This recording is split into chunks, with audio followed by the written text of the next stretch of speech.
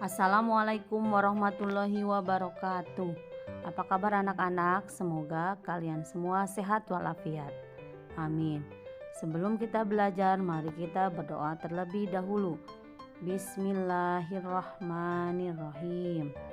Anak-anak, ibu harap kalian selalu menjaga kesehatan dengan cara sering mencuci tangan pakai sabun, memakai masker kalau keluar rumah, menjaga jarak, dan makan makanan sehat yang bergizi seimbang. Anak-anak, pada hari ini kita akan belajar tema 1, udara bersih bagi kesehatan. Subtema 1, cara tubuh mengolah udara bersih. Pembelajaran 1. Dayu dan ikan hias. Dayu memelihara banyak ikan hias berjenis ikan maskoki. Ikan-ikan hias itu dipelihara dalam sebuah akuarium. Setiap hari Dayu memberi makan ikan-ikannya. Dayu juga rutin membersihkan akuarium lalu mengganti airnya dengan air bersih. Kegiatan itu ia lakukan seminggu sekali. Dayu senang melihat ikan-ikan di dalam akuarium berenang ke sana kemari. Dayu memperhatikan saat mulut ikan-ikan itu terbuka dan menutup, seolah-olah ikan itu selalu menelan air. Dayu bertanya-tanya, apa yang dilakukan ikan-ikan itu? Anak-anak, kamu telah membaca bacaan Dayu dan ikan hias. Perhatikan peta pikiran atau mind map berikut ini. Lalu jawablah pertanyaan dalam setiap kotak. Peta pikiran atau mind map dari Dayu dan ikan hias. Apa nama jenis ikan hias yang dipiara? Apa namanya? Ya, ikan maskoki. Di mana ikan hias itu dipiara? Di akuarium. Siapa yang memelihara ikan hias? Dayu. Kapan ikan hias itu diberi makan? Setiap hari. Kapan akuarium dibersihkan? Seminggu sekali. Dan apa yang diperhatikan Dayu saat melihat ikan-ikan hiasnya? Ya, saat mulut ikan tertutup dan terbuka. Pernapasan pada hewan. Seperti manusia, hewan juga bernapas untuk mengambil oksigen dan membuang karbon dioksida. Namun, sistem pernapasan pada hewan berbeda dari manusia. Bahkan, sistem pernapasan pada hewan pun berbeda-beda sesuai jenisnya. Berikut sistem pernapasan pada beberapa jenis hewan. 1. Alat dan sistem pernapasan pada cacing atau penmes. Cacing tidak mempunyai alat pernapasan khusus. Cacing bernapas melalui permukaan kulit. Kulit cacing selalu basah dan berlendir untuk memudahkan penyerapan oksigen dari udara. Oleh karena itu, cacing menyukai tempat lembab untuk menjaga supaya kulit tubuhnya selalu basah dan berlendir. Di bawah permukaan kulit cacing yang tipis terdapat pembuluh udara. Saat udara masuk melalui kulit, oksigen diikat oleh darah. Pada darah, cacing terkandung hemoglobin sehingga mampu mengikat oksigen. Oksigen yang diikat oleh hemoglobin lalu diedarkan ke seluruh tubuh. Zat sisa pembakaran berupa karbon dioksida dan uap air dikeluarkan dari tubuh juga melalui permukaan kulit. 2. Alat dan sistem pernapasan pada serangga atau insekta. Seperti hewan lain, serangga bernapas dengan menghisap oksigen dan melepaskan karbon dioksida. Namun, alat pernapasan serangga berbeda dengan hewan lain. Alat pernapasan serangga berupa trakea, yaitu sistem tabung yang memiliki banyak percabangan di dalam tubuh. Percabangan trakea disebut trakeola. Trakea mengedarkan oksigen langsung ke seluruh sel tubuh dan organ serta menyerap karbon dioksida dari seluruh sel tubuh untuk dibuang. Udara memasuki trakea melalui pori-pori kecil di permukaan tubuh serangga yang disebut dengan spirakel. Selanjutnya, udara beredar melalui pembuluh udara kecil. Sel-sel tubuh mengambil oksigen langsung dari pembuluh udara kecil itu. Karbon dioksida dari sel akan mengalir ke trakeola, lalu dibuang melalui lubang spirakel. 3. Alat dan sistem pernapasan pada ikan atau Pisces. Semua makhluk hidup termasuk ikan memerlukan oksigen supaya tetap hidup. Pengambilan oksigen ini melalui proses pernapasan yang melibatkan organ pernapasan.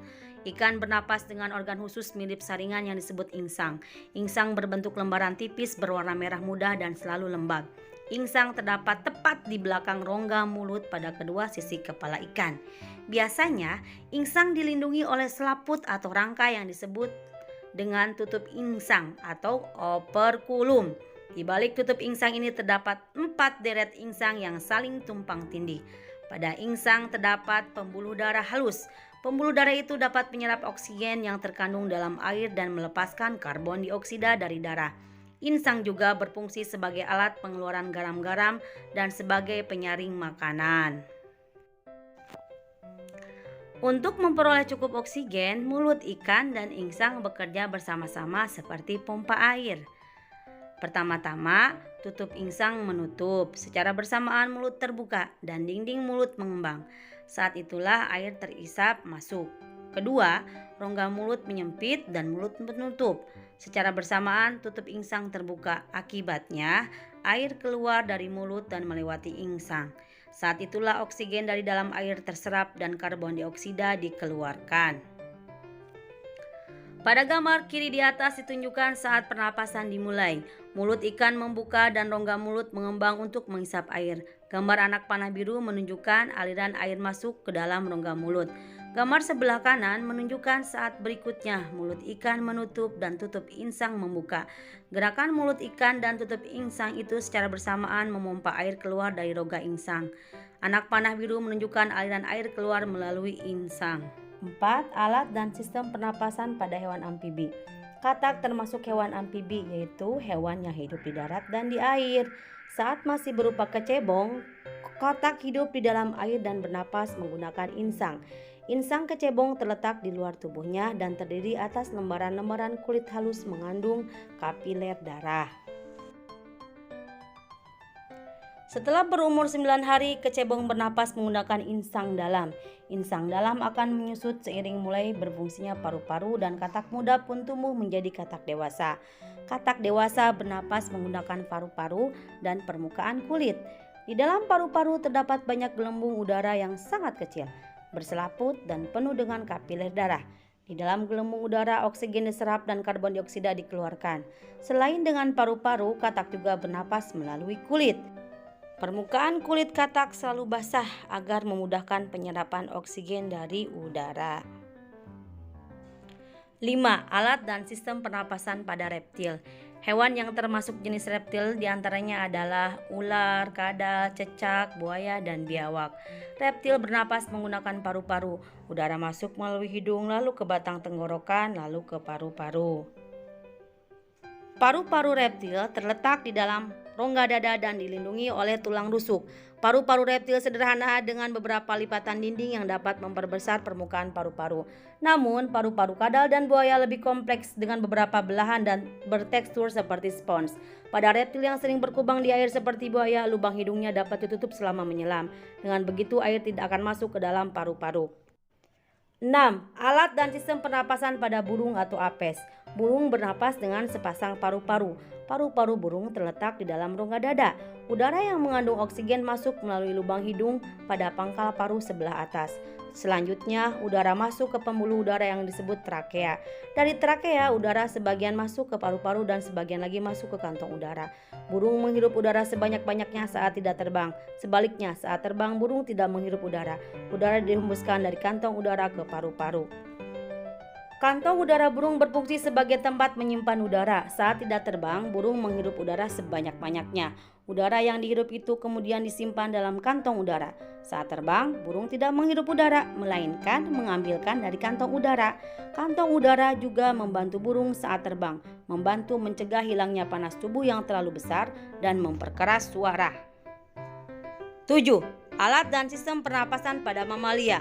Mamalia adalah jenis hewan yang menyusui anaknya. Ada dua jenis mamalia, yaitu mamalia darat dan mamalia air. Mamalia darat misalnya kambing, sapi, kerbau, dan kuda. Mamalia air misalnya paus, duyung, dan lumba-lumba. Alat pernapasan mamalia darat terdiri atas hidung, pangkal tenggorok, batang tenggorok, dan paru-paru. Perhatikan gambar organ pernapasan kuda berikut. Pada mamalia air, hidungnya dilengkapi dengan katup. Saat mamalia tersebut menyelam, katup akan menutup. Sebaliknya, saat mamalia tersebut muncul ke permukaan air, katup terbuka. Saat itulah mamalia air tersebut akan menghirup oksigen serta mengeluarkan karbon dioksida dan uap air. Silakan kerjakan tugas yang ada pada tema 2, subtema 1, pembelajaran 1. Baiklah anak-anak, alhamdulillah pembelajaran hari ini telah selesai. Silakan kerjakan tugasnya. dan tetap semangat. Wassalamualaikum warahmatullahi wabarakatuh.